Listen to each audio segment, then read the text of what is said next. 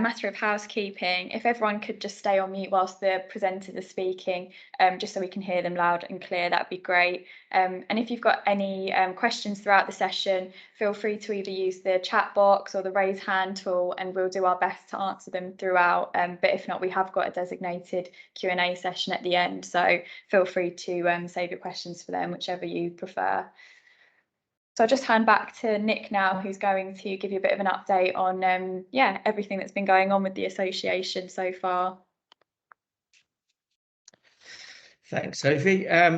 So what's most important to the association is, obviously, notwithstanding raising the bar, it is basically our membership. And so, as we've said previously, we've been working hard on introducing some new membership and bolstering our existing membership. So corporate membership you're well aware of, and many of you joined as corporate members, which we thoroughly appreciate. We are pushing hard on getting the nearshore contractors or barge operators, I should say, any ones that hadn't joined, that there's been a push there, and glad to say that 2 or 3 new guys are in the process of coming on board there from the nearshore. And equally in the offshore, we've had a lot of assistance from brokers such as DSB and Harmony in terms of contacts in that industry, as well as from IMCA. And we're pushing hard to get some more offshore members into the association, which makes it more diverse. On the individual membership, this is an area where we've been working hard to introduce new categories and cater for situations, perhaps. And to start on the individual membership, probably a little bit about the professional membership. So a lot of people in the industry are members of professional bodies or hold senior management or directorship positions within the industry that possibly aren't working within an organisation or whose organisation, for whatever reason, doesn't want to join as a corporate member. So we're thinking, and we've had interest from members saying, why don't you open up an individual membership category, a professional membership category? So Ian's laid down the criteria for that, and that's something we're rolling out, which we think is a good idea. And I think the committee equally, we've lost a few committee members because they've either changed companies or their company has decided not to do it anymore. And this will equally underwrite the committee members, so we don't lose people. So if everyone's joined as an individual member, then we're sort of hedging our bets, if you like. On the Barge Master membership or the other individual memberships, the Barge Master route is something that we're pushing hard on. There's a lot of Barge Masters out there that either work for companies or work as journeyman in effect, but that would like to join IJUBOA, again, to benefit from the information that we give out and the signposting. So we've introduced that category, and again, Ian's put some criteria together for that, so that they're basically putting in testimonials from companies that they've worked for, so that we can ensure that we've got the right class of membership there. And these guys with the right credentials, and it makes it more diverse as an organisation. And obviously the honorary membership, we've got a lot of support from IMCA and I'll talk a little bit more about that in a few minutes. But the HSE, MCA, Nautical Institute, John's present today. Marine Skills Alliance, we're working together with, helping us with a lot of industry contacts. So yeah, we continue to push our honorary membership, and which gives us massive support as an organisation. So that's pretty much what we've been doing on the membership front, so quite active. Training wise, so Mark's again been very busy with us, but the manager's course we've now fitted into 2 days, so we've slimmed that down to a certain degree, taking out perhaps areas that were overpopulated in our opinion. Some of the geotechnical areas did go quite deep, and potentially not completely relevant for the manager's course in that sort of level of depth. So So that's now down to 2 days, and Sophie will talk a bit later about the dates that the course is now happening on. What's spilled out from that really is then to put the areas or more geotechnical, a more geotechnically biased day course together for those who really do want to go to the depths of the full geotechnical assessments, and then equally an environmental conditions day. So what's happened? The courses have now grown, if you like, in terms of there's a suite of them. As well as the geotech and environmental emergency response planning. We've had a lot of questions asked of that and interest in that. So Mark's basically put something together for a day course on that. And then jack up familiarisation. So, you know, as main contractors or specialist contractors, you guys are starting off on a project and you've got a whole crew of crane drivers, drill rig operators, piling hands that perhaps haven't worked around jack-ups before. So a familiarisation course is something that I think is quite beneficial. It doesn't teach people how to manage and jack up the barges, but it does teach them about what to expect from a jack-up barge and what, again, just to put them in their comfort zone really and what to be aware of. CDM, again, more for clients perhaps, but you know, the client is obliged to give us correct geotechnical information so we can make the right assessments for the right size and the leg penetrations that we're likely to get. So and that's not all under CDM. There's many other responsibilities for the client there. So again, I think that's it's a good suite of courses now.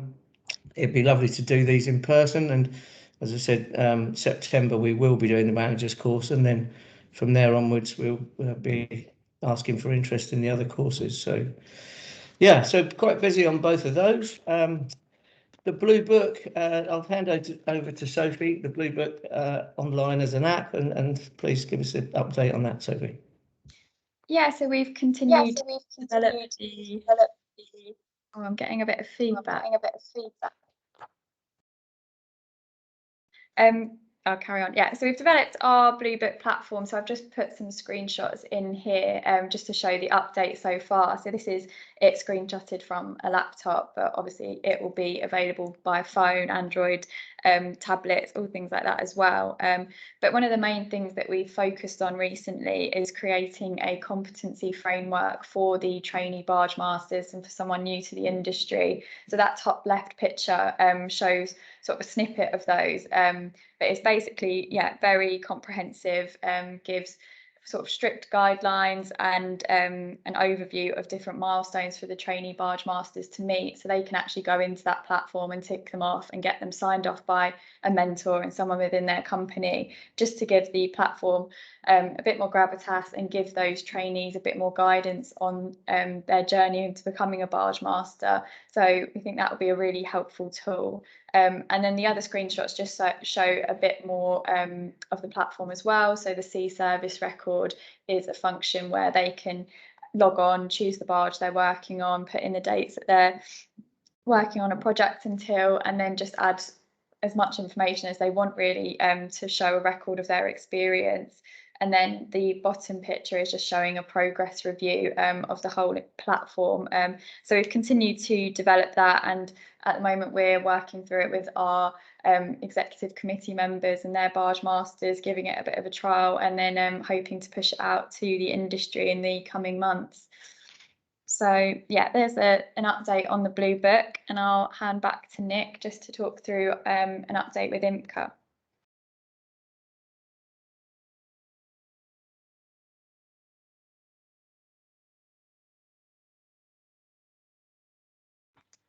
You're on mute, Nick. Yeah, mute Nick.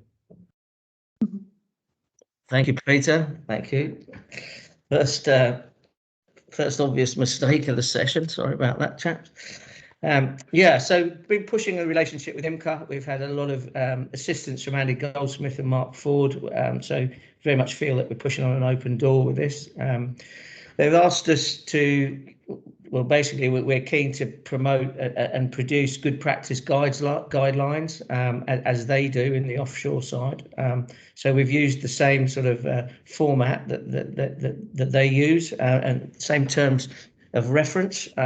So the plan is for us to set up a committee to work on these good practice guidelines, and the first of which will be access and egress for the nearshore barges. So we're keen to invite people that are interested in becoming sort of a subcommittee member and working in this group. We'll probably start as of this month getting going. So please, any expressions of interest to join the group would be appreciated from the membership. The plan will be to work, well, basically communicate the terms of reference and then produce a document over the course of the rest of this year. We want to put it to IMCA for review early next year, with a view to having it sort of signed off by end of the first quarter. So this is something we're going to continue to do. Once the guideline is basically finished and approved, it will then go out badged IMCA, IJUBOA, and we feel we're hoping for participation from IMCA members with this, as well as our own membership. So yeah, it's something we're striving to do, and hopefully the members will find it useful. So when you know, perhaps surveyors or whatever, warranty surveyors are arguing about what is and isn't appropriate form of access, then perhaps we can turn to the guidelines and they can assist in terms of taking away differences of opinion, shall we say. So we're hoping it's beneficial, and then we're obviously looking to move on to other topics, and we'll be inviting you, the members, to put forward other topics that you would like guidelines produced on. So yeah, very much looking forward to that. Yeah, and please put your hands up if you fancy becoming a subcommittee member for that. We're probably looking for a group of about 6. So yeah, please let us know. Sophie, future events, please. Yeah, so the first sort of event that we're holding is our managers course, and I know a few of you that are attending today have shown an interest and asked to hold spots. So that's looking like an in-person event, fingers crossed, for September, either week commencing the 13th or 20th. So we will confirm, but yeah, we're hoping that will be in person in the on the South Bank in London at DMV's offices. The next event is Industry Topics. So this is Thursday, the 23rd of September. And we're really looking for our members to put forward some suggestions of what they'd like to hear about. So at the end of this session, if there is anything that sort of prompts you, or anything that you'd like to hear a bit more about, then please do let us know, and we will develop an event around those suggestions. In October, Thursday the 14th of October, we're hoping to hold an emergency response session. So we'll be walking through an emergency response scenario, going over the different roles and responsibilities of the team members, and hopefully you'll be able to go away and create your own checklist for an emergency response situation. And then finally, we've got our AGM planned for Thursday, the 2nd of December. And again, we've got our fingers crossed that we'll be able to hold this in person, do some re-elections on the committee, and yeah, some networking, and hope to all get together in person. So I'll hand over to Mark Hayward from DMV now, who's going to kick off our lessons learned session. Thank you both. I think most of you know me on the call. So Mark Hayward, I come from our legacy Noble Denton service line, now part of DNV obviously. But my role in my career to date has always been about supporting marine operations of all types of jackups. We've seen the increase in construction and increase in renewables largely over recent years, and they bring different challenges. As part of my role, as part of my team's role, we help prepare and maintain the industry guidance. So obviously keep an eye out for industry incidents, and trying to work out how to best capture lessons learned and how to build those lessons learned into good practice within the industry. So this morning, I'm just going to briefly run through 3 fairly large unfortunate industry incidents that we've seen over the last 12 months. And I've chosen these because each of them bring a different aspect to the lessons learned, a different aspect to the incident that hopefully we can all bear in mind, learn from and take forward. So Sophie, if you can go next slide, please. Thank you. So what offshore wind is huge at the moment. It's hopefully a field that we're all looking to play some part in, whether that's operations and maintenance or installing turbines. So vessels of all sizes loan themselves to all aspects of offshore wind in that much larger field. What caught me slightly by surprise is Far East offshore wind. So suddenly we see China has installed approaching 1,000 gigawatts out of the 2,800 gigawatts globally. So it's huge in the Far East. Within my organisation, we're looking to support that operation, so support the analysis of the wind turbine units. But I've chosen a good example here, which again, I think we can all bear some learning from. So next slide, please. We saw last year a wind farm unit flooded on location. So the picture in blue in the middle is the jack-up float, and it's the previous jack-up that we saw installing a wind turbine. So what we saw here was a unit operating in high tide zone regions, and it got stuck on location, and in pulling the legs, they managed to submerge their deck, and that led to some down flooding and the unit being firstly stranded, but more importantly flooded on location. So Sophie, next slide.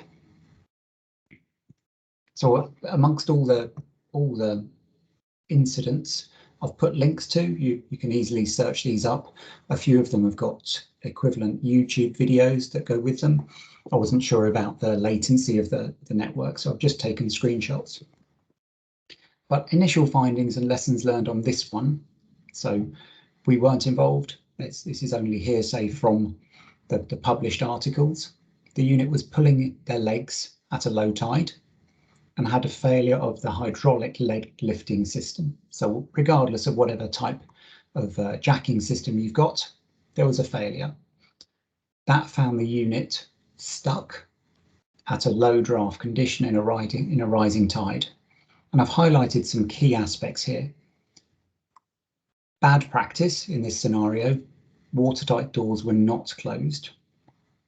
Caused seawater to flood in. It could easily have been through down flooding vents to the main engine room. In this case, operations were coinciding with a very high tide for a full moon condition where they were, but equally we see high tidal zones around Cornwall, around Irish Sea, so we can draw parallels to this. They say the vessel then flooded for more than 5 meters in a very short time. All personnel had retreated safely. The jack-up was stable on location, albeit now completely flooded, completely full of water, and has actually been, first review appears it's now not salvageable. So I'm sure somebody will buy it for the tuppence in the dollar and reuse it, but it's a complete write-off. So the takeaways from this, we're pulling legs on a rising tide, and that's common. That's common industry practice. But importantly, understand the tidal zone you're working in. Close watertight doors. As a learning about leg fixity conditions, those seabed conditions, as to whether you think the legs will come free quickly or actually whether you're going to have to pull them for a longer time, and is that tide going to overtake you? So really the bottom line, consider the what ifs. In this case, it was a jacking system failure. It was a routine operation that has led to the unit being effectively scrapped. So I'm trying to draw on learnings we can all relate to. So next one, please, Sophie. All right, big events. This is what we work very hard within my organisation to try and safeguard against, try and prevent. We saw a big jack-up punch through in May this year. It happens to be a big oil and gas unit, but again applicable to jack-ups at at all sizes of jackups, but also at different sites. So this was a big one. It's the Naga 7 in this case. Fortunately, again, all personnel safely abandoned the vessel. So the picture on the right shows fairly shortly after what happened. So a punch through, hopefully everyone's aware, is where the soil conditions are sort of crusting up like a creme brulee pudding, where it holds your spoon long enough and then suddenly the leg will shoot through a crust or a surface layer. So as your spoon breaks through that crusty layer of a creme brulee pudding and suddenly goes deeper very quickly. So next slide, please.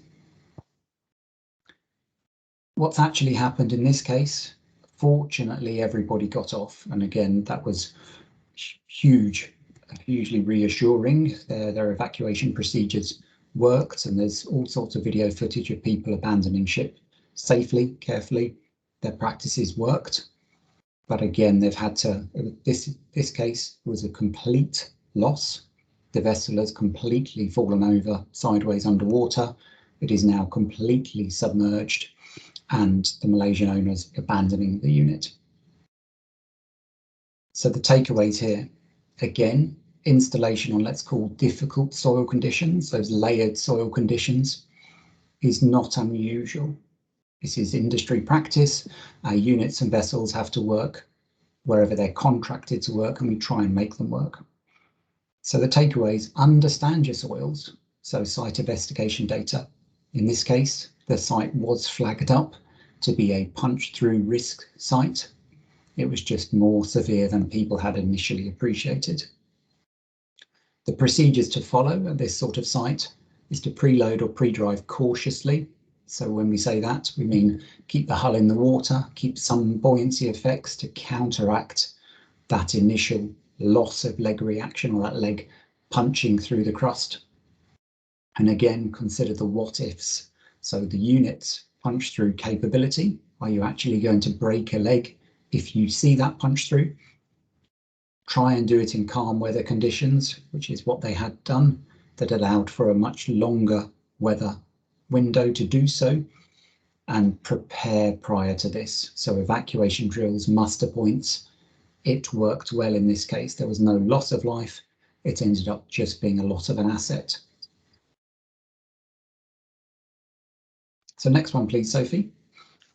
Right, again, one quite recently this year, we're talking about lift boats, and these are quite analogous to where we came from in the UK and Europe for operating smaller vessels, smaller assets, smaller jackups. And the Gulf of Mexico still does. They have a number of these very nimble, very small workboats, lift boats.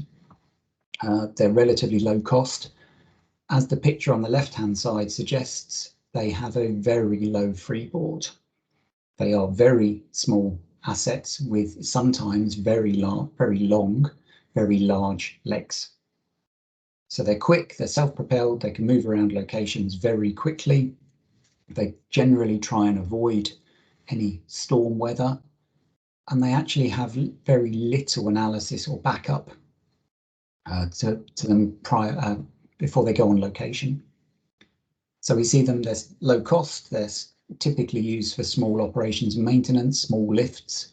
Like I said, low freeboard, low transit limits afloat with such a low freeboard.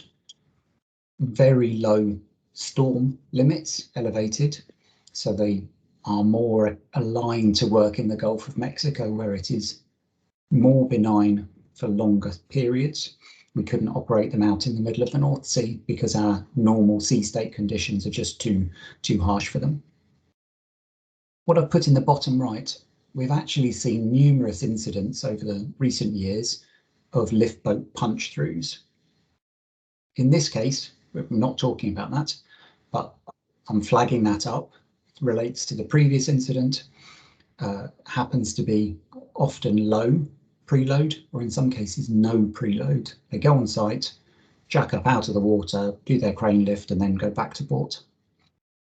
That's not what happened in this case, but it could equally have been such an incident. Next slide, Sophie, please.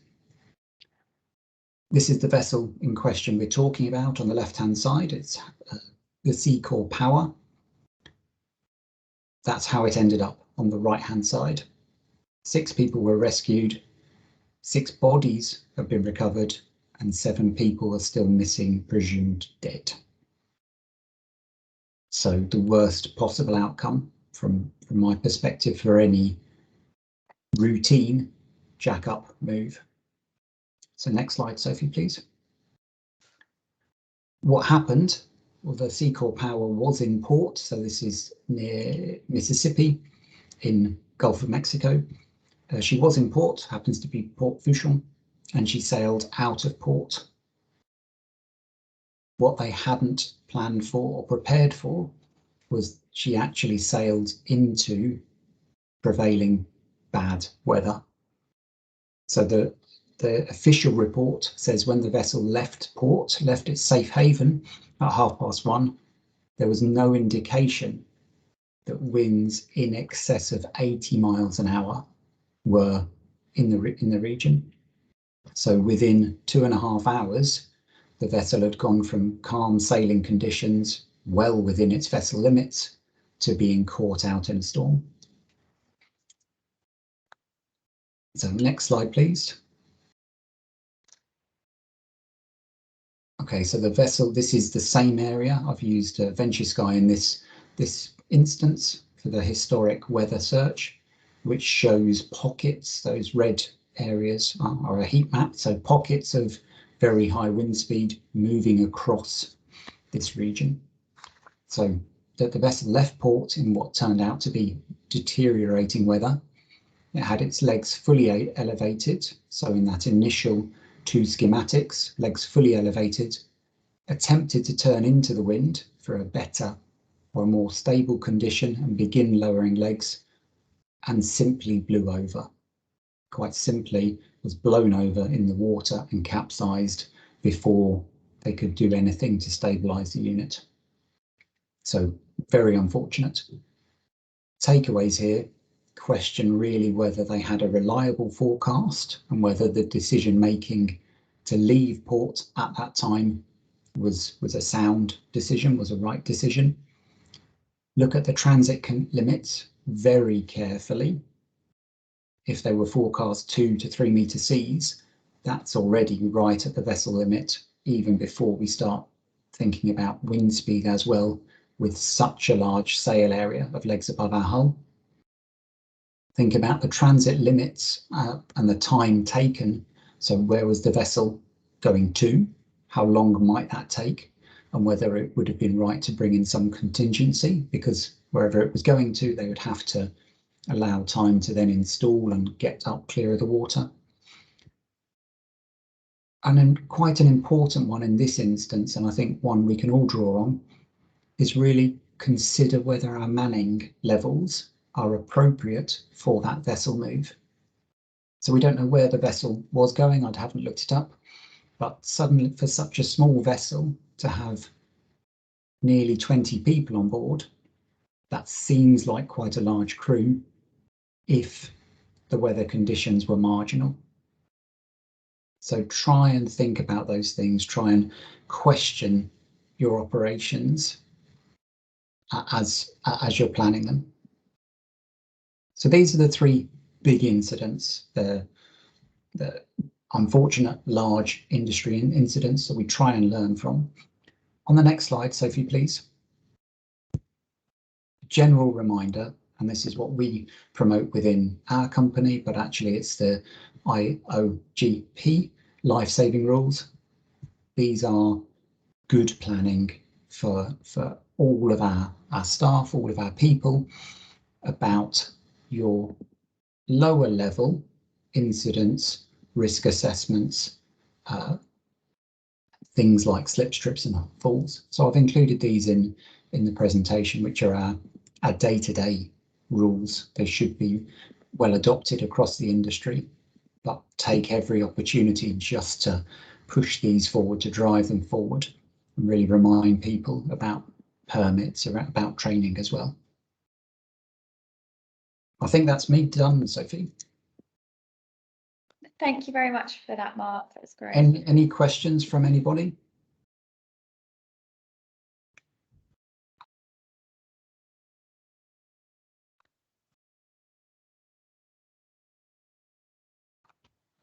No, Mark, okay. I might just make an observation, Mark, if I may. So for everyone, it's it's Les Lugg of Fugro, but I'm a IJUBOA committee member.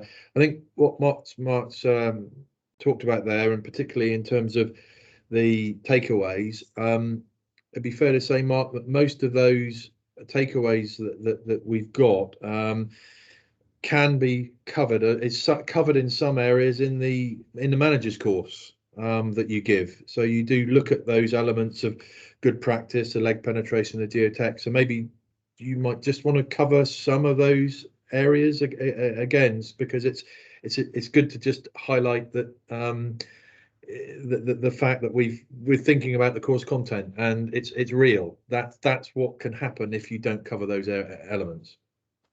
Absolutely, Les. That's the purpose of the manager's course. It's to tease out these best practices, the industry guidance, the recommended practice areas, and actually within the course cover the what if scenarios. So if we haven't done a site investigation, then what do we need to try and plan for?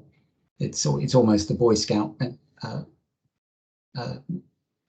ethos, where you have to try and plan for the worst, and then you're covered. Yeah, good, great, thank you. Great. If there's no other questions, I will hand over to Richard Kirby, who's the QHSE manager at Fugro. Hi, morning everybody, and thanks for the invite to this. Yeah, so my name is Richard Kirby. I'm the QHSE manager for Fugro Geo Services. So I work alongside Les. We own and operate a fleet of jack-up barges for geotechnical site investigations. So just put together some information on some bits and pieces we've developed over the years to help improve the safety of our crews. So concentrated on the operations that we undertake. Obviously, Mark, thanks for that, has covered the big issues with jackups in terms of stability and some of the issues that have made the news and happened recently. So if we move on to the next slide, please, Sophie, if you could. So one of the big issues we come across is slippery decking, as I'm sure we all do. Most of these assets are metal decked vessels. We tend to work in all weathers, so if the weather doesn't get us, we work in a marine environment as well. We have a particular issue as a drilling contractor. We might have subsea material on deck that's been brought up. We may have drilling fluid as well, that all leads to a slippery deck. So we have got into the habit of painting areas of the deck where we can with non-slip paint.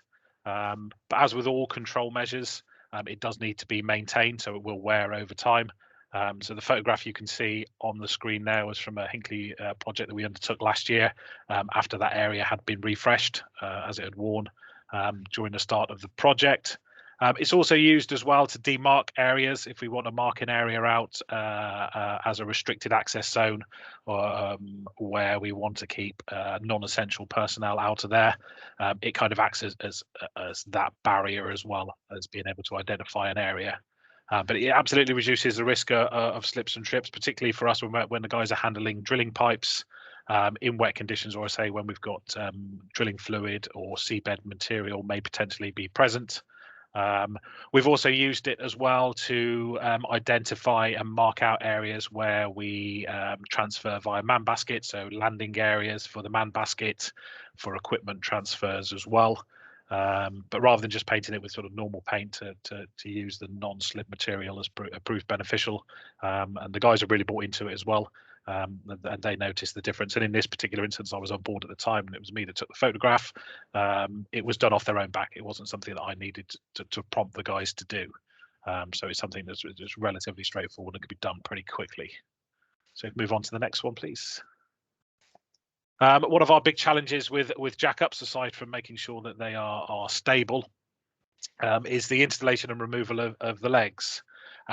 Where we have modular jackups and we build them on the quayside, we can assemble the legs on the quayside, we can torque up the bolts, and we can lift them in one go. However, there are areas, as you can see on that picture, where the jackup is towed to location. We need to install leg extensions, and the crews need to get up and work at height to do that.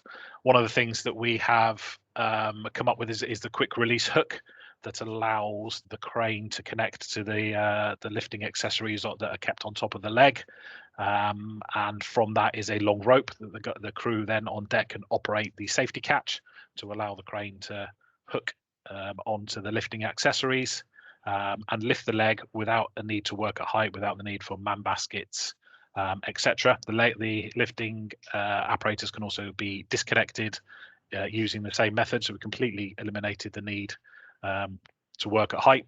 That equipment forms part of the standard package that goes with the jack up and gets inspected and tested along with all the other lifting equipment we have on board. And then to enable the guys to actually bolt the legs together, we've fabricated a working platform on top of the jacking rams. So there is a purpose designed ladder as well that clips onto this, so the guys can access up onto that when the jacking ram is lowered. They can pass their materials up that they need, the bolts, etc. Chains can be reattached, the ladder gets removed, and then the barge master generally can jack the ram up to a suitable working height. So I think you can see clearly there the guys are working at a nice sort of waist height for doing the bolts up. So it really does mitigate falls from height, the need to wear life jackets if you're working over the side. We've got a reasonable amount of flexibility in the distance the jacking ram will operate. So depending on how much leg penetration we have, we can get the guys to a comfortable working height, and they've got good easy access via a ladder, like I say, that can be clipped and unclipped to allow the jacking ram to move up and down. I always like to, as a safety person, a measure of how successful something is going to be is feedback from the crews, and the guys all feel pretty comfortable that that's a good system, and they're very happy that it's simple, it's easy to use, and provides a good level of safety. So we can move on to the next one, please. So to coincide with that, something that we've discovered or come across recently is an 18-volt torque gun, primarily to do the legs up, to torque the bolts to the required torque. Previously, that will have been done by a windy gun, an impact wrench, which in itself is heavy, requires power, either electric or pneumatic, so cables or pipes across the deck. Was noisy and comes with vibration risks. These are minimal because the amount of bolts and the amount of time needed to do those bolts up is not massively significant. However, big, heavy, reasonably heavy equipment, noisy, bit of vibration. We did move to 110-volt torque guns, which were great in themselves, no vibration and no noise. However, were very heavy, so passing them up and down to the guys on that platform or other systems on other jackups, we've got reasonable manual handling issues.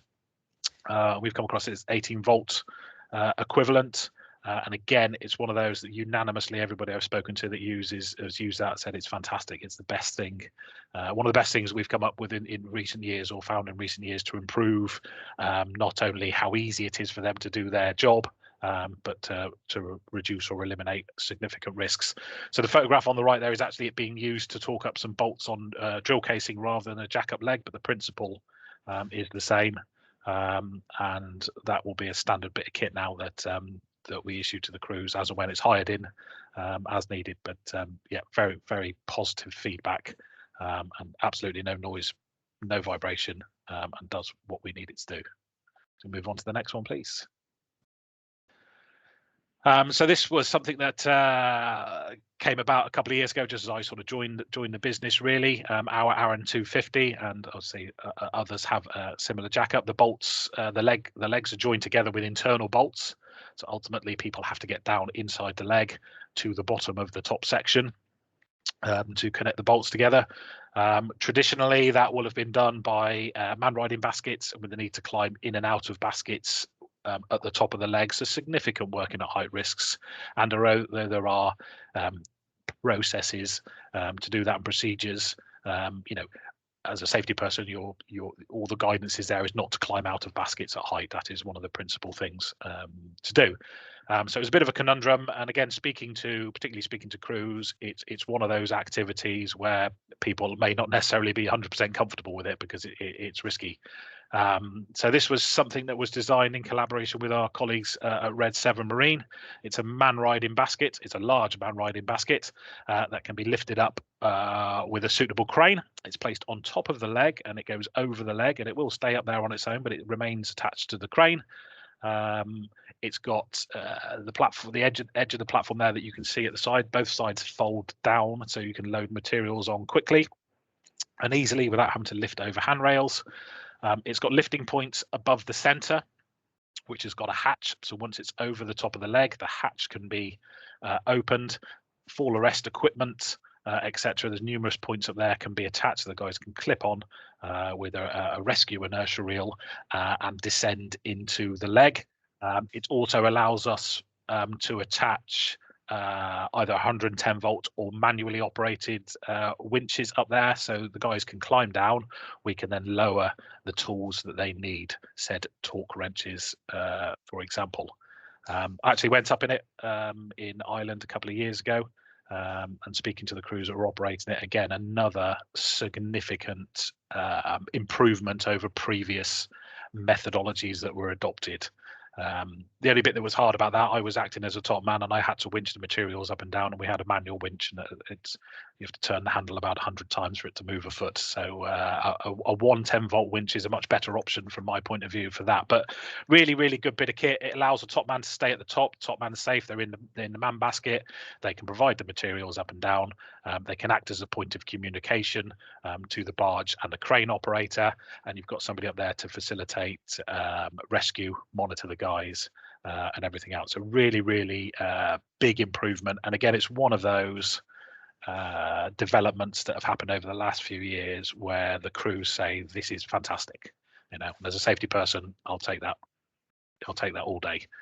So really good bit of kit. Only downside, it's quite a big bit of kit, so you need the space on board to do that. It cannot, if you've got the space on deck, obviously it can live there for the life of the project if needed, but it may need to live on the quayside. If you're going to be removing leg sections, chances are you're going to be in the quay or in port anyway. But yeah, really big, good bit of kit that came into use a couple of years ago. And move on to the next one. And then a lot of our jackups are modular, so they are fully containerized. They go on the back taken apart on the back of lorries. So we do a lot of lifting on and off lorries, in order to remove the need to climb up and down on top of them, we use container locks an awful lot. As you can see in the picture there, it principally allows us to unload lorries without having to go anywhere near climbing up on the back of them. It also, a lot of our mobilizations that we do, there's a lot of containers to lift on and off jackups, so we can use the container locks to lift those on and off as well. So removes the need for working at height. Does need a little bit of forward planning in the fact that you can't butt one container up against another because you can't get at the lock there. So we can either leave a little gap to allow that, or we can lower it onto deck. We can just attach some lifting apparatus at the top and just move it across if the deck configuration requires that. So it needs a little bit of forward planning to use completely, but the main thing is we can offload deliveries quickly, easily, and safely without having the need to put our guys through working at height. So really beneficial, and again, unanimously positive feedback from the guys using that system. And yeah, that's it for me. I don't think there's any more. Brilliant. Thanks, Richard. No problem. Is there any questions for Richard?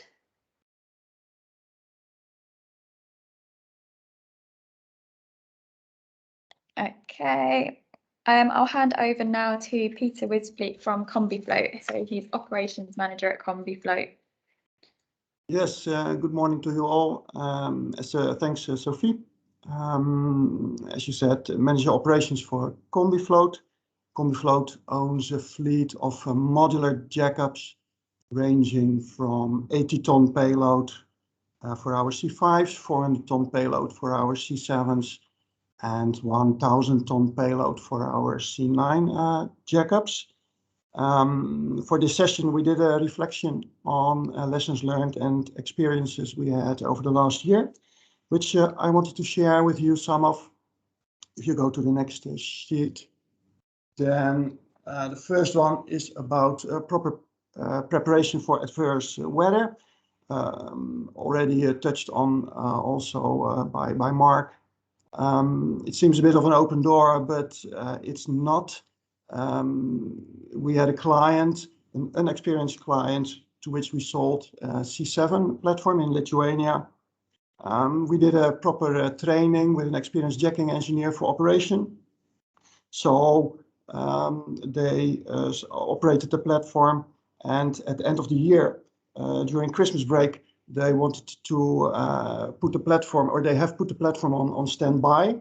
And at one day after Christmas, we were called that the platform was severely damaged.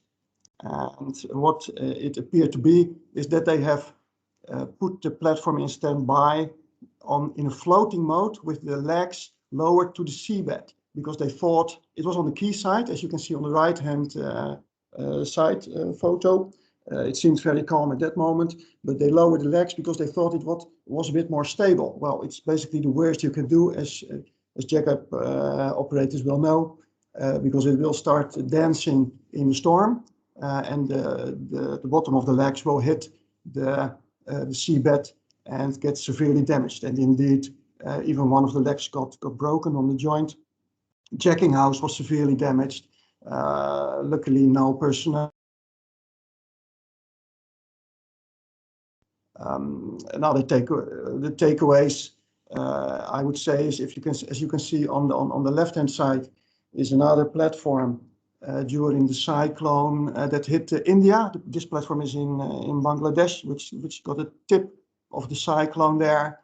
The platform was safely jacked to survival mode, and you can see the waves nicely rolling underneath. No problem at all. The platform was safe. The crane was properly seafound.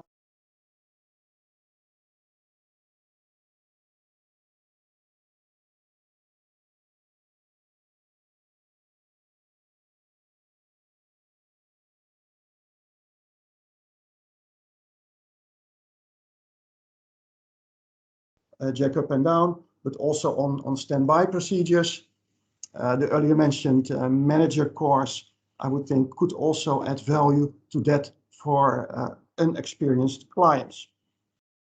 If we go to the next sheet, then we had another lesson learned in the same platform in Bangladesh about access and egress. Red 7 will detail and tell a bit more about that. There's two things to access and egress in our experience. It's about access egress to and from the jackup, which is one, and which is very often the focus. But there's another one for crew transfers to shore, and that should not be overlooked.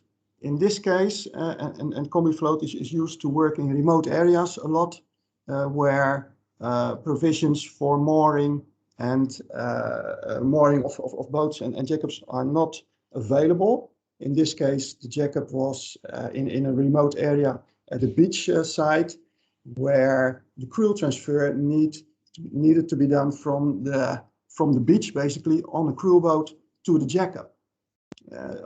From the boat to the jackup all went well, but from the boat to the shore, he needed, basically, there was no mooring facility at all, and the guys needed to jump from the boat onto the sandbags that you can see here stored on the beach, which obviously is a very dangerous way, having a boat in the surf and then jumping out on the sandbags. It could have been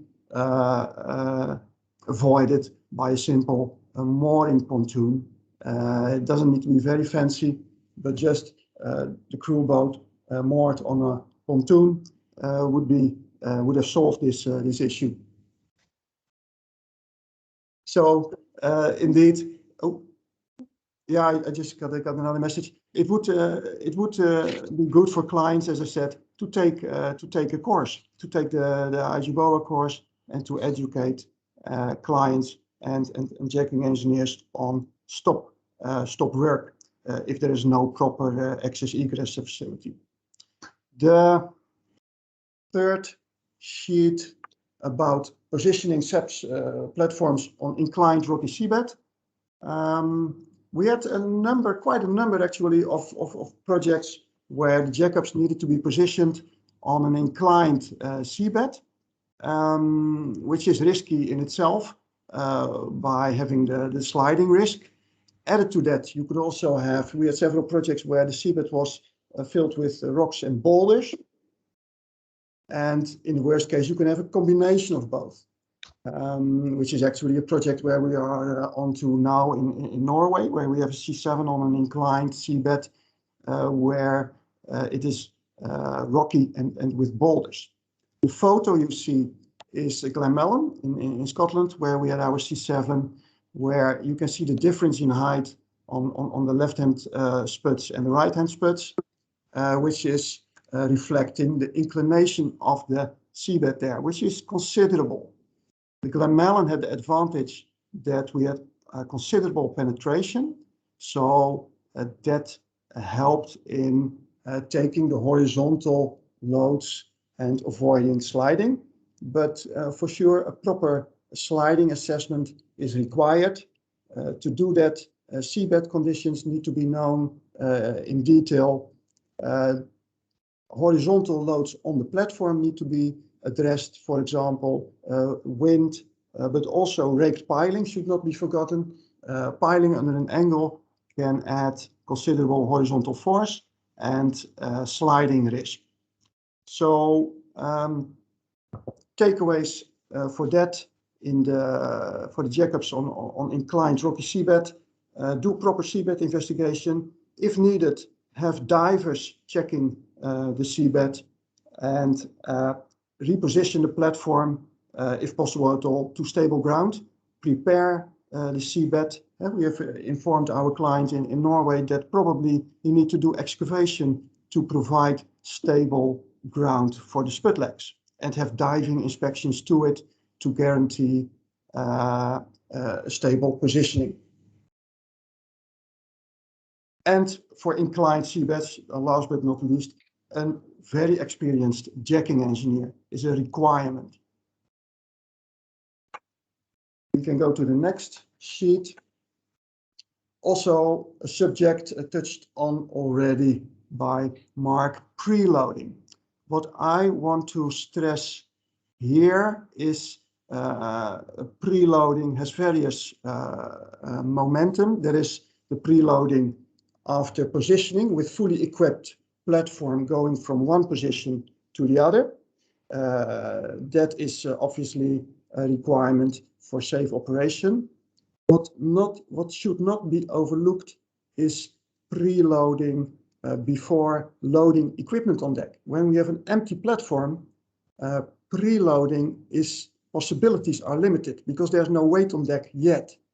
So driving on a crane on an empty deck can be dangerous when the platform is elevated, because there's not a possibility to have sufficient preload on the legs. So it could have a risk of sinking spuds. We have a client currently asking to do the loading of equipment on site from a jetty, thus elevating the platform to the jetty height and then driving on a 380-ton crane on deck. And we have advised against it because it's, especially when driving on deck, the first load will be transferred to the two legs only at the side of access to the platform. And when there's no equipment on deck yet, then that is a very dangerous operation. So we have advised, basically, I said, no. Solutions, driving on the crane in parts, as shown on this photo. Other solution is to make use, as was already mentioned, make use of the buoyancy of the platform, if possible at all, by having the platform in the water and then stabilize the platform with the legs down. But then the combination of hydraulic capacity and buoyancy can be used. That about preloading. Then next one is about extracting legs at high tide only. We have seen the accident that Mark showed in his presentation. We experienced the same questions from clients. There's often a lot of pressure when a piling is finished, directly going to the next position. But if the tide is gone, this can indeed be, and the photos prove it, and the experiences can be a very dangerous operation. Leg pulling in soft seabed is time consuming. Patience is required, and that often conflicts with project interest, but still patience for leg pulling is required. It needs time. That is basically the main issue I want to stress here. Another thing to avoid jamming and having an issue in the jacking house is with leg pulling, keep the platform level. And that can be achieved by leg pulling with 2 diagonal legs only, and avoid inclination of the platform by only pulling 1 leg and getting the platform inclined, which will cause or could cause a jamming of the legs in the jacking house. And then obviously when you're stuck and in low tide, you have a serious flooding problem. So main takeaways for extracting legs, especially obviously in soft seabed: patience, take time, and do not get overruled by project managers that want to go to the next position. Leg pulling should be done at high tide only, and keep the platform straight and level to avoid the jamming of the legs. Take the jacking engineer. Again, for this operation, an experienced jacking engineer is of the essence, who has a strong word against project interests. Thank you. Next sheet, please. The last one is related to, especially to Combifloat, as we are a modular jackup supplier. Being modular means that hydraulic system is often connected from power packs to jacking houses by means of flexible hoses. It looks a bit simple, straightforward. They are obviously, flexible hoses are very handy. You can adapt length and adjust to any configuration needed, but it does introduce some hazards in the sense that the photo on the right-hand top shows loose hydraulic hoses, over length, trip hazard obviously, but not to forget is when the jackup hydraulic system gets powered, you have a risk of the hoses will get will start moving under the pressure. You will potentially get slamming hoses, which could lead to damage of hoses or leakage.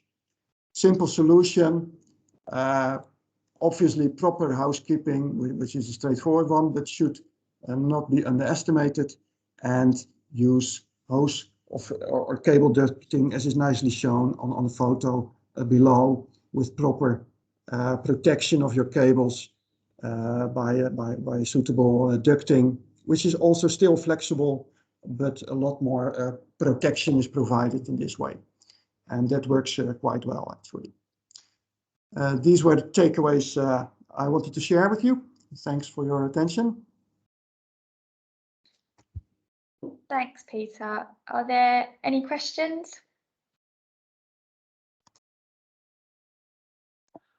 Just a quick comment from me, really, and I think it's a pertinent point in terms of pulling legs at high water is something I've personally witnessed. Pressure from onboard client reps in particular, to barge masters and project managers, sort of inquiring why we wait till high tide, and maybe it's something IJUBOA can look at in terms of a guidance note or guidance document. There's something official there to pass to clients and say this is why we wait to high tide to pull legs, because it is something that does occur and I have witnessed. Yeah, I can only concur with it. Yep, that's excellent, Andy. Yeah, that's absolutely bang on and exactly why we do hold days like today. So thanks for that. I think just to also put another remark with back up really what Richard's saying. I think it's this highlights the importance of having barge masters that are going through the IJUBOA barge master course, because all of this practice is directed straight to them. So you have accredited barge masters who have all this learning. Another really important point, and just underpins again what we're trying to achieve here.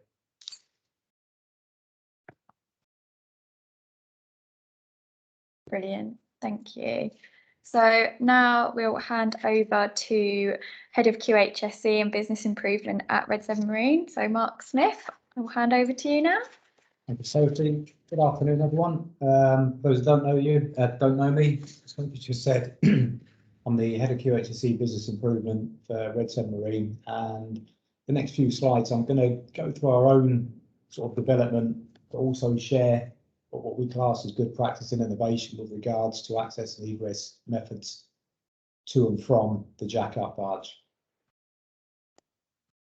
Okay, so as an introduction, the nearshore and inland waterway environments offer many challenges for access and egress to jack-up barge operators. And it's been a hot topic on previous IJUBOA health and safety forums that I've been to, and we're always discussing different methods of access. And the fact that there is no one size fits all. Wouldn't it be great if we could design a system and use it on every job, on every barge? It would save us a fortune, and it would be a safer method. So walk to work methodology stemmed from the offshore oil and gas industry, where they were getting casualties from vertical climbs and so on, and there was a big drive to walk to work. What I mean by walk to work is no vertical climbs, and where possible, access to a barge via a gangway or a ramp or a level platform. So inland waterway scopes of work can and do often lend themselves to gangway methods of access, dependent on how close to the quayside the asset is positioned. So if you've got a jack-up barge 15-20 metres away from the quayside and you've got a 25-metre gangway, all good. If you're a bit further away, you have to rely on other methods, i.e. crew transfer. Safe access and egress is the first element that I always check for in my QHSE proactive monitoring, and I also discuss in detail with the guys following on from the audits on employee consultations, and I find some of the best ideas come from the coalface from the guys and seeing what they can suggest and put forward for improved methods. Okay, so the evolution of safe access and egress. Historically, any method was acceptable, and an element of bravado surrounded these methods. We've all been on a barge with some of the guys scaling up and down the ladders. Probably not as extreme as the scramble nets on the right there, but I'm sure there was an element of bravado involved in that photo there. Access methods are now thankfully governed by professional bodies such as DNV, IMCA, G+, Global Offshore Wind and GWO to ensure safety. The emphasis being walk to work, as we've just discussed, where possible, and reducing vertical climbs, thus eliminating the hazard. And with CTV transfers, the CTV being able to push up to an access system rather than rely on the skipper's experience and the weather parameters to ensure that the vessel doesn't scoop under the barge or push the ladder or any other undesirable effect when transferring. If there is a requirement for a vertical climb, and there is occasions where you can't use a ramp, there isn't a CTV access system due to weight constraints with deck loadings and so on, all vertical climbs should incorporate a full arrest or full restraint measure. Okay, so Red 7 Marine are continuously developing and improving bespoke access solutions to provide safe access for a multitude of environments and industry-specific requirements. Again, there is no one size fits all. And the following slides I'm going to run through is basically our evolution in the 5 years I've been at Red 7 Marine and how far we think we've come with regards to egress systems and access systems from a concertina ladder to our current project. Okay, so first of all, I'm pretty sure all of us have used these and maybe still have them in place now when there's no other alternative. But although it's not the safest method of access and egress, we review and mitigate and control all risks associated with this method and regularly, i.e. annually on management review, update our concertina ladder policy to include. And in the last few years, we've issued all of the guys with lightweight petzl harnesses, so they're comfortable, they can keep them on all day. So if they do have to use a concertina ladder, they can skip up and down with their harness on and probably don't even know they've got it on most of the time. The inertia reels, we've upgraded to the ones with recovery winches above every ladder, and all persons clip onto this. But what that means, previously on an inertia reel without the recovery winch, if somebody got trapped on a ladder, somebody else has to then risk their life to go down the ladder and retrieve that person. With this, providing the guys aren't tangled or caught on anything, the barge master or the guy at the top can crank the bloke to safety that's stuck on the ladder. Okay, barge master, always first one off, sorry, first one on and last one off. Always uses twin hooks and lanyards to access that carabiner on the inertia reel. Only competent and confident persons to use this system. Going back a couple of slides, we mentioned bravado. There's no place for heroes when it comes to the safety of accessing a barge, and we insist that if a person isn't confident and competent to use this system, they don't go up the ladder. We offer training to our clients if they have insisted on concertina ladders because of deck loadings or location of the barge, and all of our clients give us a statement to say that they are happy using the concertina ladder system, or they take us up on the offer of proper training to go through it. I know it's climbing the ladder, but there are elements that some people may have overlooked when agreeing to that method. All access and egress points are gated and secure, and at least always 2 points of access and egress on the barge. So if one system fails or is blocked, there is a way off or another way for emergency services to come on and help. And one concertina ladder system will always be used in conjunction with a walk to work or a CTV push-up system for the reasons I've just said. Please note, this isn't an innovation, this is a starting point, but this is a method we use as a last resort or when client deck loadings or sort of environmental conditions dictate. Okay, moving up a notch is the gangway exit access.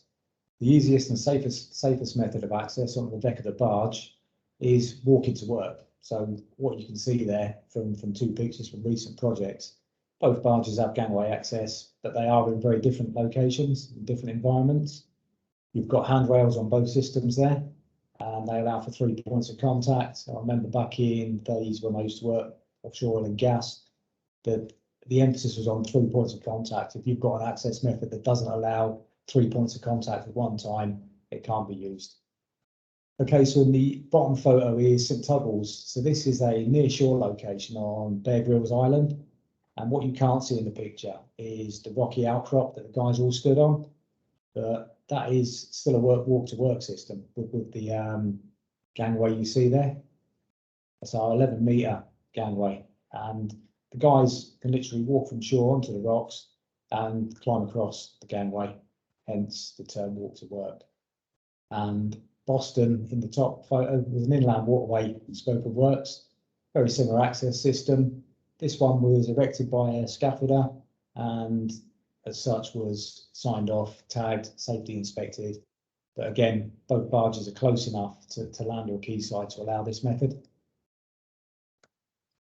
So taking our gangway method a step further, this slide is on the 22-metre span modular pivot barge mount gangway. And if you just look at the pictures on the left there, you'll see it's still a walk to work system. It's an incline, but there is no vertical climb as such. At the top of the walkway system, you've got handrailed staircase, again 3 points of contact, and on the actual incline ramp itself there, 3 points of contact again with non-slip surface. So this was designed in-house, and it's a combined crew transfer walk to work system. What I mean by that, in the bottom picture, this is a recent project on Wapping Police Station we've done. The system there is attached to the side of the barge at the top there, and the incline ramp goes down to a pontoon. I mean, it doesn't have to be a pontoon, could be a supply barge on a project. So what this means is you're still transferring in a vessel from shore, but you come alongside and step across rather than a vertical climb. It alleviates the need for any clipping on, any fall arrest, any height issues, straight onto the gangway and off you go. And again, handrails, 3 points of contact at all time. There's a couple of images there. So on the left, we've got the initial concept and final design of the system. On the right, being used to good effect on the seaway on Blackfriars Bridge. Okay, temporary access walkway Emirates cable car project. This is more of a case study, but it's something that we sort of implemented on site. So we were in a JV with Bashi Solentans to work on the Emirates cable car, and our scope was installing the foundations of the South Support Tower and the station foundation of Victoria Dock for a 1 kilometre long cable car pedestrian link between the Royal Docks and Greenwich Peninsula. So all plant in the photo to the right was supplied by Red 7 Marine, but in addition to this, a 12-metre gangway was installed by us to ensure efficient and safe transfer to site assets. We actually installed temporary piles from the quayside to the work site, and it was a semi-permanent structure. The guys used to walk to work, so they'd turn up at the quayside again. The 3 points of contact, non-slip surfaces, no need for vertical climbs, no need for fall arrest, fall restraint. So you've eliminated all risks from working at height. This was a robust walk to work system, and the walkway was that sturdy, that robust. It was also used to support the concrete and bentonite supply lines pumped from land. Something we've been playing with over the last few years, as we do more and more stuff on the renewables sites, are bespoke CTV access systems. So offshore locations, wind farm locations and renewables clients, the environment doesn't lend itself to safe access and egress by the previous methods. It'd be great if we could have temporary piles installed for 5 kilometres to offshore locations, but not feasible. So the only option we've got are CTV ladders, and for a CTV to push on safely to a barge, it needs to be rated to take the weight of that CTV. So the use of a push-on CTV ladder was the first stage of our bespoke CTV access development, but it still incorporates a vertical climb, as you can see from the design on the right there. It did, however, alleviate the risk of the vessel, the CTV, drifting under the barge or moving in an undesired manner or direction, as we discussed on a previous slide. That there's many specifications and industry standards or best practices associated with the utilisation of these systems. I'm just going to run through a few of them. This doesn't all of them because it is quite extensive, but main ones being the distance of the ladder, the internal ladder from the bow of the CTV. If it's too far away, it's classed as a dangerous sort of leap of faith. If it's too close, there's a crush injury there if the boat can move right up to the ladder. The robustness of the ladder structure needs to dictate the size of the CTV vessel it can accommodate, and that's where good solid engineering comes into place, running the calculations. But the final test of quality is the push test on site or prior to deploying to site, and that will check that the ladder does exactly what it says on the tin. And also environmental parameters need to be initiated and then sort of set in stone for crew transfer, access and egress. So there's a photo of the finished article there. The ladder system in the photo to the right was procured and modified specifically for our Hayward Sea Riser 4 for use on a project which has just finished, the Viking Link connecting cable project. And this was one we bought that was already manufactured, and we modified it to suit the client CTV and to fit onto our Sea Riser barge. So as I've just said, it was the design modified in-house. The modifications were carried out by our welders in our Cliff Key facility, and this passed Prismarine sign-off and the CTV push test for our clients' sourced 2.5 ton CTV, and it was signed off as wind farm compliant. A couple of sort of areas for improvement is the ladder is a fixed length, so based on the height of your barge, the tidal windows are the only option for access and egress, unless barge master wants to go on the alternative concertina ladder method, climb up with his hooks and lower the barge every time, but we all know that's not practical, it's not feasible or time efficient. Okay, the internal ladder on this design is in a fixed position, but it's easy enough to remove the welds and re-weld to maintain the step-off distance requirements, and I'm sure this will be used on many more projects for our clients on the renewable sites. It's fully compatible with Ravenstein connections, but again, they can be cut off and other interface arrangements welded in place. This was the first step of our CTV ladder capability development in 2020. Okay, moving on to our current project, and I'd just like to say this stems from discussions with myself and Les a couple of years ago on one of the IJUBOA forums, and I would say Red 7 had a bit of access envy with Fugro systems, and the safety of this one is, I think, second to none. So as mentioned, we are continuously developing our methods of access and egress to ensure safety, alleviate and/or mitigate hazards and risks, but also to work more efficiently. And our latest offering is the 6.5-ton CTV ladder. Since April this year, we've been working in collaboration with a third-party engineering design house, Mechanical Engineers, to take an existing design for a C5 barge and modify it to take a 6.5-ton CTV on our 250 or 400-ton jack-up barge systems. But it had to be versatile, robust, and an utterly safe method of CTV access and egress, and also adjustable, so you're not stuck on tidal windows for access and egress.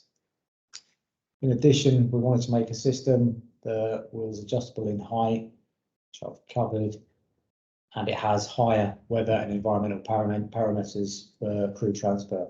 This will reduce weather days, because we've had previous jobs before where conditions on site have been perfect, but the weather conditions from shore were not suitable for CTV to leave port even.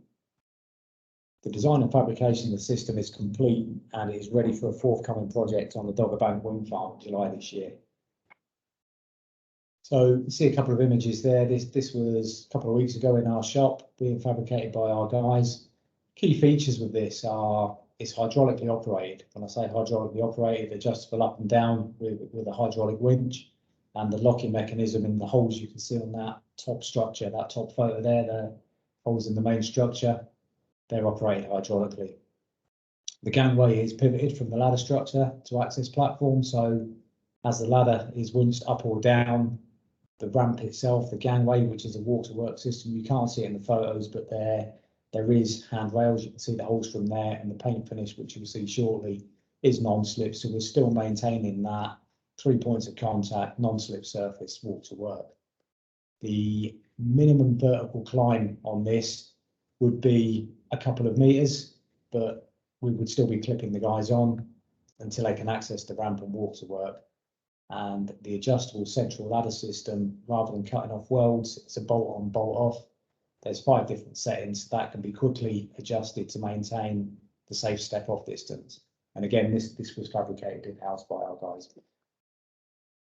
There's a few photos of her in paint taken on Monday this week. She's due to be finished tomorrow, and we're excited about commissioning her and using her on site on the Dogger Bank project, which is starting back end of July. So to summarise, access systems to jack-up barges have come a long way over the past years. I would imagine it still remains a hot topic and will do for many years to come, and keeping up with industry requirements while ensuring safety of all crew and client demand while still remaining efficient is our priority. And it'll be interesting to see 5 years down the line where we all are as members of IJUBOA with our access systems, and if indeed there is a one-size-fits-all in years to come. That concludes. Has anybody got any questions or comments on the presentation, please? No, hand you back over to Sophie then. Great, thank you, Mark. So now we've got some time just for any questions and answers. So I'm just going to take the PowerPoint off so we can see you all. So could I just ask that for the questions that people just introduce themselves, I'm fairly sure it was Andy McBride that made the comment on the guidance note, but I might have got that very wrong. So if you could just introduce yourselves as you ask a question, that would be appreciated, just to avoid any doubt. That was Richard Kirby who asked the guidance notes question, Nick. Oh, yeah, I did suspect I might have had that wrong, but it's difficult to tell the accents and that stuff. So Sure. okay, so sorry for that, Richard, and thanks for your comments. Any other questions for our speakers, chaps, ladies? Thanks, Simon. Have you got a question? I have, yes. Hello, good afternoon. I'm Simon Robson, Head of Operations for UK LSC, based in Falmouth. So firstly, thanks very much for the invite. I thoroughly enjoyed it. It was absolutely fantastic, and yeah, really enjoyed it. So just one question on the courses, on the course content. Is it possible to get the syllabus to see what's involved in the courses, particularly like the geotechnical hazards, what's included in it? It'll be really interesting to look at. Yeah, of course, more than happy to send those syllabuses over to you, Simon. Can ping those after this call. Thank you very much. Probably good to do a pack of those, Sophie, wouldn't it? So that we cover sort of one pack for all, and perhaps send it to all members. I think it would be the answer there. Yeah. I did have a question well, firstly, a big thank you for the content that you guys have put together, and I think they were really good demonstrations of good industry practice and Mark's lessons learned. But is everyone happy to share the slides of the meeting with our members? This is why we're doing it. So any objections to share a pack, because I know that question will come up. None from us, Nick. None from Fugro. No, that's fine. Okay, thank you. And same goes for ourselves. I appreciate that. Again, it's part of the open and sharing culture that we're promoting, and I'll come back to that in a minute. So any other questions? I might just make oh, sorry, there's a question there. Someone's got their hand up. Brooke, have you got a question? Hi, yes. Hi, I'm Brooke from South Bay Health and Safety. I've got a question regarding the access and egress. I've been on a few jobs with the barge now, and I don't know whether it's the height of the ladder or I don't know the tide, but I haven't always been clipped on. And when I've questioned it, you know, they've said, you know, it's not necessary on this day. Or so I wanted to know, is that a requirement every single time you go up them ladders?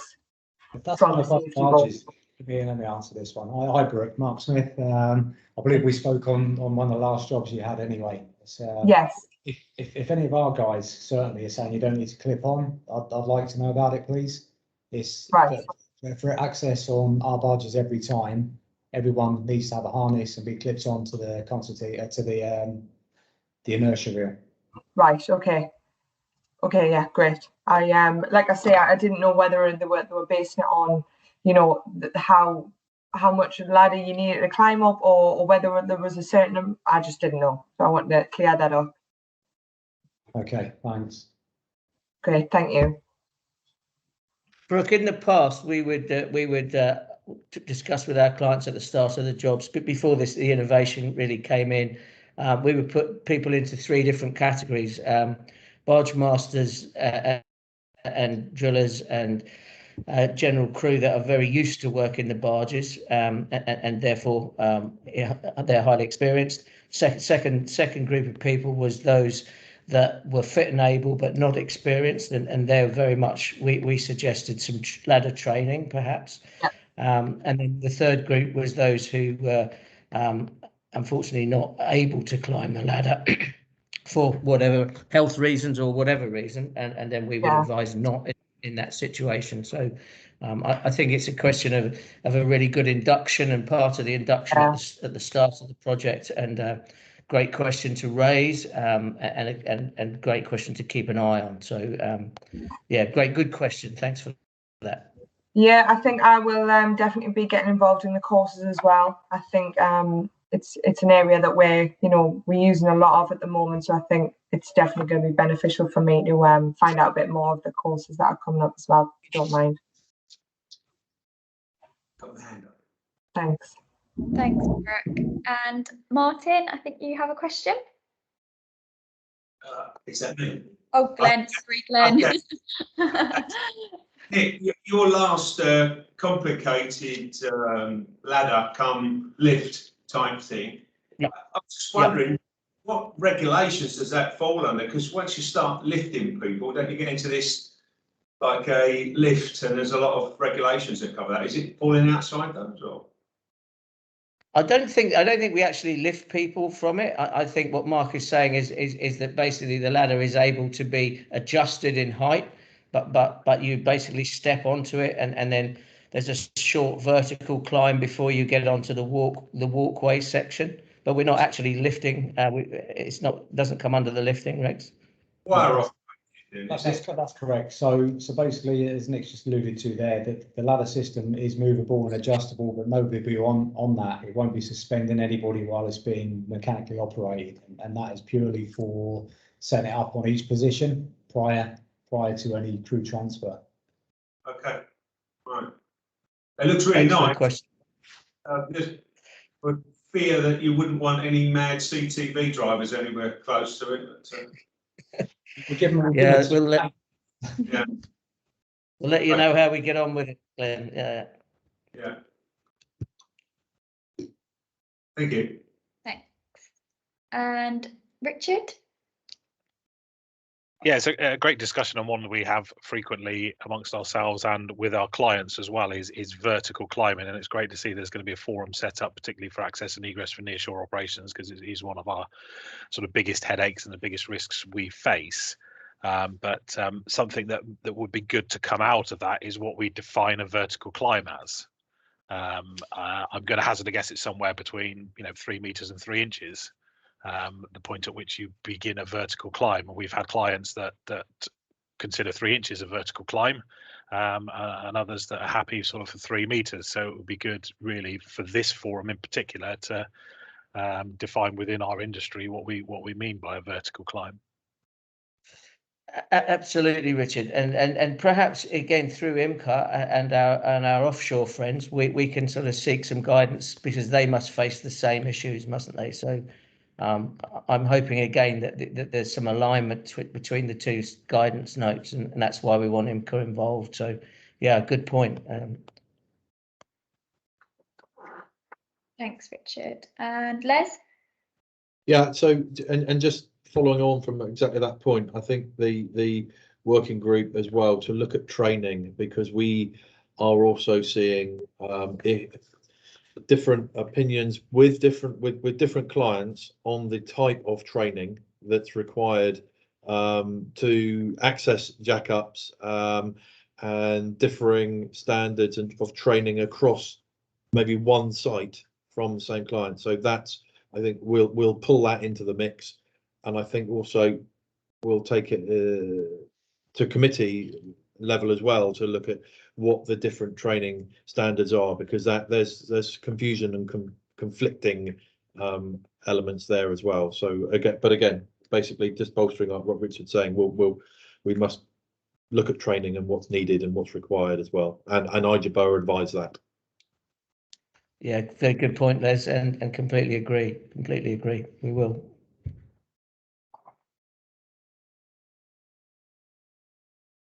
Okay, any other questions?